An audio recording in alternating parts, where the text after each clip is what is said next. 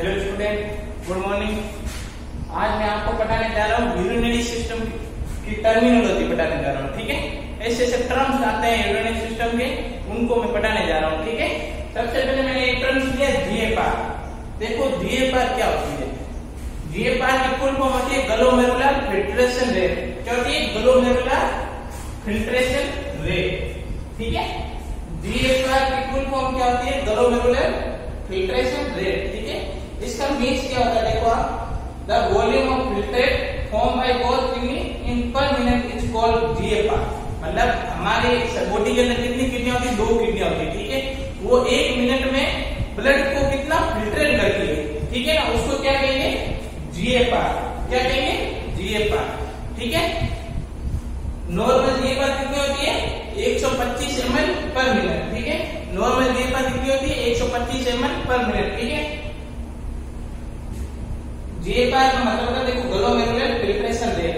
ठीक है, the volume of filtrate form by both kidney. ठीक है, हमारी दोनों किडनी 1 मिनट के अंदर कितना मतलब ब्लड फिल्ट्रेट करती है। ठीक है, तो उसको क्या कहेंगे? जीएफआर। ठीक है, ग्लोमेरुलर फिल्ट्रेशन रेट। और इस नॉर्मल होती है 125 ml पर मिनट। ठीक है, 125 ml पर मिनट।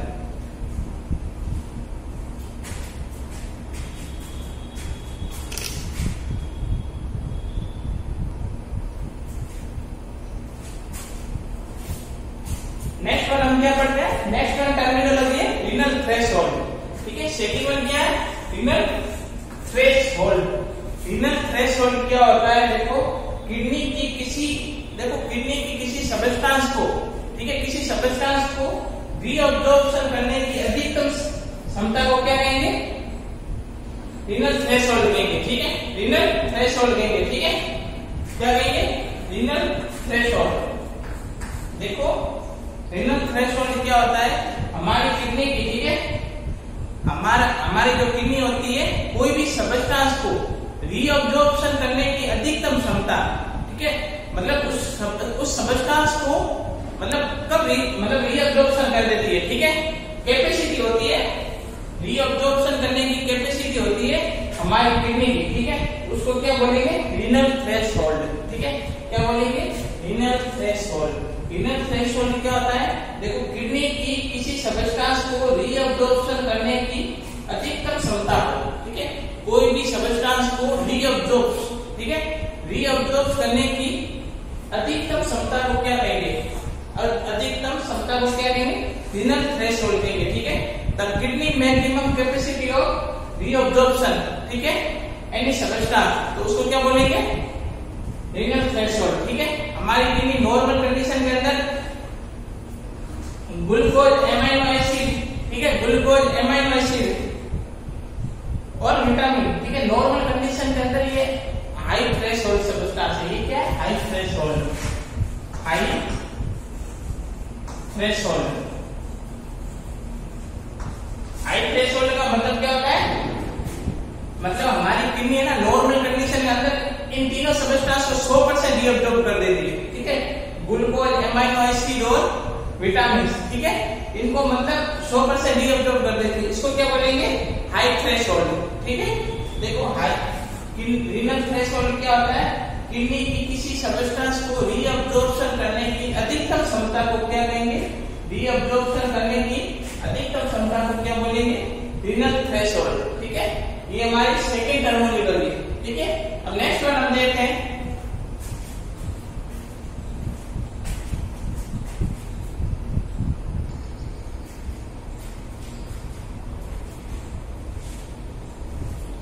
देखो बच्चों, नेक्स्ट वन हमारे टर्मिनोलॉजी क्या है?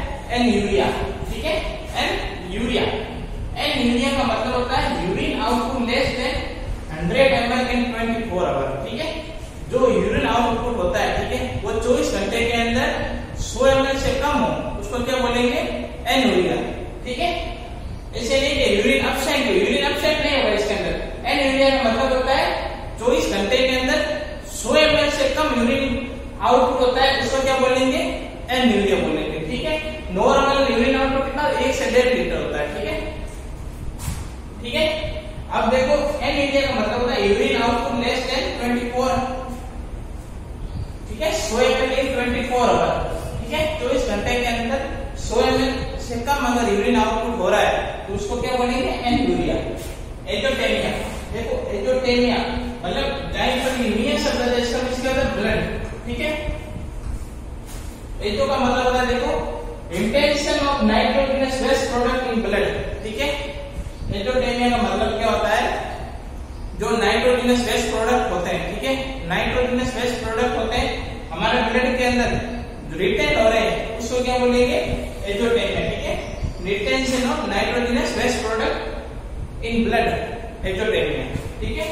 ओलिगोयूरिया देखो urine output less than 400 ml, ठीक है 400 ml मतलब 400 ml इन 24 आवर, ठीक है अगर यूरिन आउटपुट 24 घंटे के अंदर 400 ml से कम हो तो उसको क्या बोलेंगे ओलिगोयूरिया, क्या बोलेंगे ओलिगोयूरिया।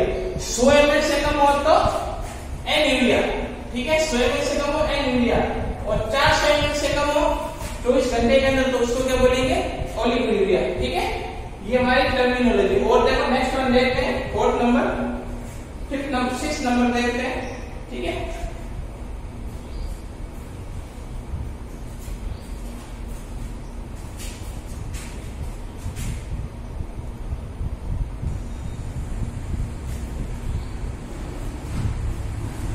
नेक्स्ट वन टर्मिनोलॉजी देखो पोलीयूरिया, ठीक है पोलीयूरिया, पोली मतलब ज्यादा, ठीक है पोली मतलब नॉर्मल से ज्यादा, यूरिया मतलब यूरिन, ठीक है urine output more than 3 litre in 24 hour, ठीक है 24 घंटे के अंदर यूरिन आउटपुट 3 लीटर से ज्यादा हो रहा है, ठीक है नॉर्मल कितना था 1.5 से 2 लीटर, ठीक है तो यूरिन आउटपुट अगर 3 लीटर से अगर 24 घंटे के अंदर ज्यादा हो रहा है, ठीक है more than 3 litre in 24 hour urine output तो इसको क्या बोलेंगे पोलीयूरिया।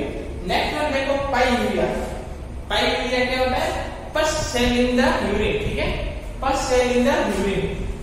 देखो पाईयूरिया का मतलब होता है जब हम यूरिन आउटपुट करते हैं, ठीक है उस यूरिन के अंदर क्या होती है पस सेल प्रेजेंट होती है तो उसको क्या बोलेंगे पाईयूरिया।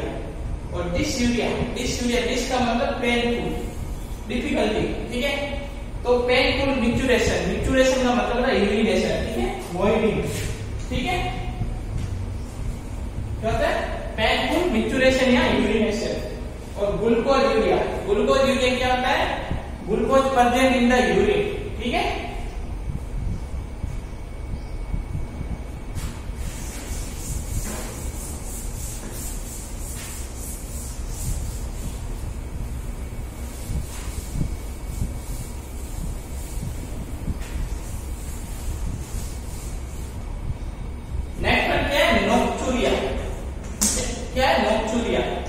ठीक है क्या नोक्चुरिया का मतलब होता है excessive urine output in sleep time, ठीक है देखो नोक्चुरिया का मतलब क्या होता है देखो यूरिन आउटपुट, ठीक है यूरिन आउटपुट नाइट के अंदर क्या होता है यूरिन आउटपुट होता है, ठीक है नाइट के अंदर यूरिन आउटपुट होता है एक्सेसिव यूरिन आउटपुट, ठीक है excessive urine output during night time, ठीक है इसका मतलब क्या होता है एक्सेसिव यूरिन आउटपुट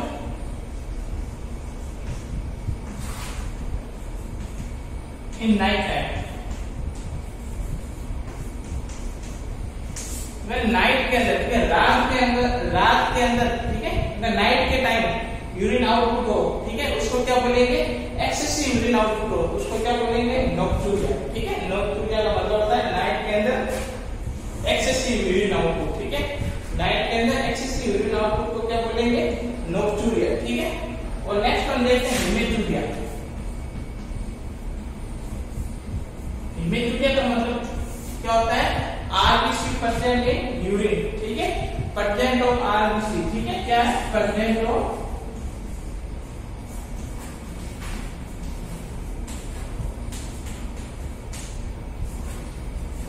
ठीक है percent of RBC in urine, ठीक है हिमेटुरिया का मतलब होता है ब्लड, ठीक है ब्लड यूरिन के अंदर अगर ब्लड प्रेजेंट हो उसको क्या बोलेंगे हिमेटुरिया, ठीक है यूरिन के अंदर अगर ब्लड प्रेजेंट हो ब्लड में मोस्टली क्या होता है आरबीसी, ठीक है आरबीसी अगर प्रेजेंट हो तो उसको क्या बोलेंगे हिमेटुरिया, ठीक है ये हमारे देखो नॉर्मल टर्मिनोलॉजी हो गई, ठीक है, नॉर्मल टर्मिनोलॉजी हो गई जो हमारे यूरिनरी सिस्टम के अंदर बहुत काम आएगी, ठीक है। यूरिनरी सिस्टम के अंदर जो हम डिसऑर्डर पढ़ेंगे उसके अंदर मतलब ये मैं सिर्फ आपको ये सिम्टम लिखूंगा, बाद में देखो आपको ये टर्मिनोलॉजी लिखी हुई है, आपको याद रखनी है, ठीक है, ये बहुत काम आएगी, ठीक है, इन फ्यूचर में काम आएगी और यूरिनरी सिस्टम पढ़ा रहा हूं, ठीक है, इसके डिसऑर्डर में भी काम आएगी, ठीक है। ये हमारी नॉर्मल टर्मिनोलॉजी पूरी हो गई। अब देखते हैं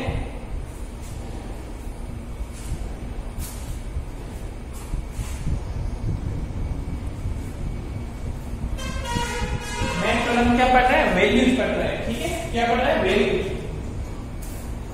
वैल्यूज पढ़ रहे हैं, ठीक है, ये मतलब कौन सी वैल्यू जो ज्यादा होगी तो क्या अप्रोच करेगी, ठीक है।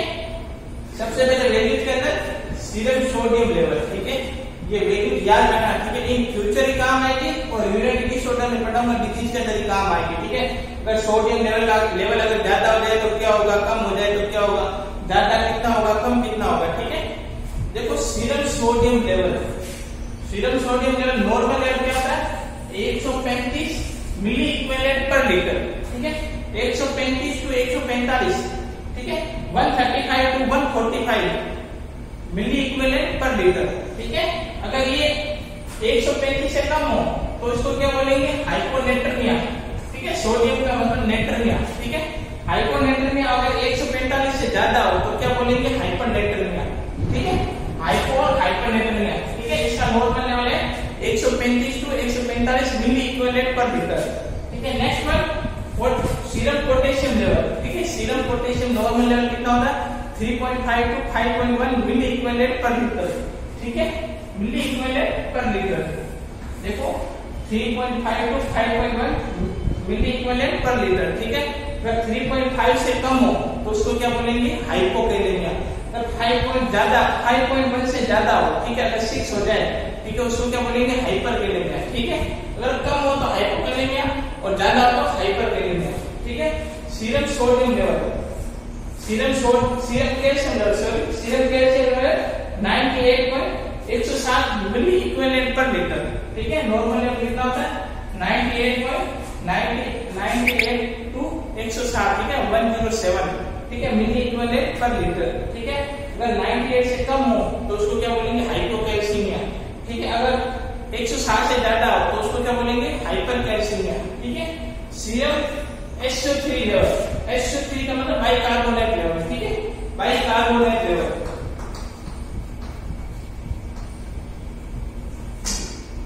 ठीक है, bicarbonate level, normal bicarbonate level कितना है 2228 MEQ पर लीटर, ठीक है, 2228 MEQ पर लीटर, ठीक है, 2228 मिली इक्विवेलेंट पर लीटर, ये इसका नॉर्मल लेवल है, ठीक है। सीरम मैग्नीशियम लेवल देखो नॉर्मल 1.6 टू 2.6 mg पर dl, ठीक है, ये पीछे यूनिट की याद रखना, ठीक है। अगर इन फ्यूचर में आपको कंपटीशन का एग्जाम हो, ठीक है, तो ये यूनिट पीछे ना ये क्या मतलब चेंज कर देते हैं, उसकी वजह से क्या जो मतलब स्टूडेंट रहते हैं वो ज्यादा कंफ्यूजन हो जाते हैं, कंफ्यूज हो जाते हैं, ठीक है। ये यूनिट याद रखना कि पीछे क्या है यूनिट, ठीक है, 1.6 टू 2.6 mg पर dl नॉर्मल मैग्नीशियम लेवल, ठीक है। अगर 1.6 से कम हो तो ठीक है हाइपोमैग्नीशियमिया, ज्यादा हो तो हाइपरमैग्नीशियमिया, ठीक है। ये वैल्यू है। नेक्स्ट वन वैल्यूज के अंदर क्या देखो, uric acid level, uric acid कितना होता है 3.3 टू 8 mg पर लीटर, ठीक है, कितना होता है यूरिक एसिड लेवल। देखो यूरिक एसिड लेवल कितना होता है, देखो 2 to 8 mg पर लीटर, ठीक है, 2 to 8 mg पर लीटर, ठीक है। नॉर्मल यूरिक एसिड लेवल कितना होता है 2 to 8 mg पर लीटर, ठीक है, मिलीग्राम पर लीटर डेसीलीटर, ठीक है, डीएल। इसको हम क्या बोलेंगे, ये देखो हमारी वैल्यूज है, ठीक है, इन वैल्यूज को याद रखना, ठीक है। ये हमारे जो मैं यूरिनरी डिजीज पढ़ा हूं उसके अंदर ही काम आएगी और इन फ्यूचर के अंदर भी बहुत काम आएगी, ठीक है। अब देखते हैं हम पहला डिसऑर्डर, ठीक है, पहला यूरिनरी सिस्टम का डिसऑर्डर देख रहे हैं, ठीक है।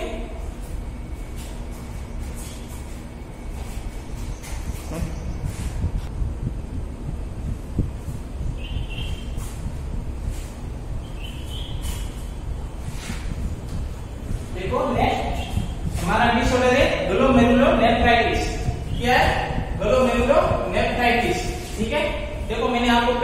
जाए आइटिस शब्द कहीं पर भी आ जाए, आइटिस, ठीक है। आइटिस का मतलब होता है इन्फ्लामेशन। क्या होता है? आइटिस कहीं पे भी आ जाए इसका मतलब क्या होता है? इन्फ्लामेशन, ठीक है।